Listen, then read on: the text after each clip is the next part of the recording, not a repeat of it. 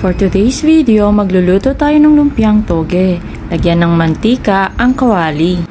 Unahing igisa ang carrots. Pagkalipas ng 30 segundo, hanguin ito. At huwag natin patatagalin para hindi siya maging crispy at tumigas. Sunod naman nating igisa ang tofu. Mix lang din natin ito ng bahagya. 30 segundo din ang kailangan, takpan lamang. At haluin pagkatapos ng ilang minuto. Ilagay natin sa gilid ang tofu. Isunod na igisa naman ang bawang at sibuyas. Pagkatapos ay ihalo natin para ma-absorb ng tofu ang lasa ng bawang at sibuyas. Pagkatapos ay ihalo na natin ang toge. I-mix lang natin ng bahagya. Ihalo na rin natin yung ginisa nating carrots kanina. Lagyan natin ng asin. Lagyan din natin ng durog ng paminta at oyster sauce para pampalasa. Takpan ng ilang minuto para maluto. Haluin lang ng bahagya. Pagkatapos ay kumuha tayo ng strainer para imahiwalay natin ang sabaw. Pagkatapos ay palamigin na natin. Ayan, pwede na tayong magbalot. Maglagay lang tayo ng sapat na dami para maayos ang ating pagbabalot. Pag na-secure na natin ang pambalot, ikutin lang natin to katulad nito.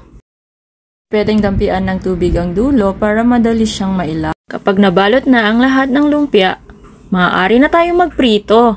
Let's go! Maglagay tayo ng generous amount ng mantika para maluto ng mabuti ang mga lumpia. Ilalagay lamang natin ng isa-isa ang lumpia sa kawali para prituhin. Kailangan natin siyang baligtarin kapag naging golden brown na yung kabila.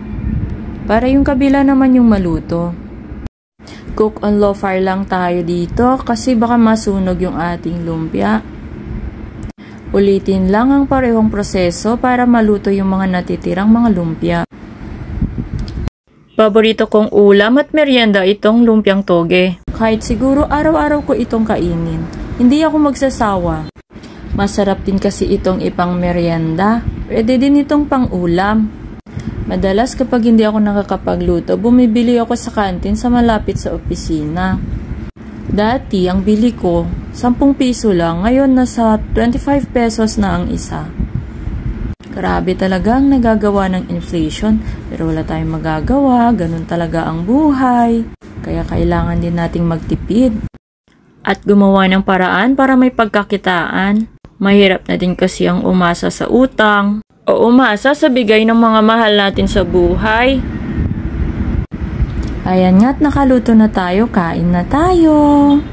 Salamat sa panonood.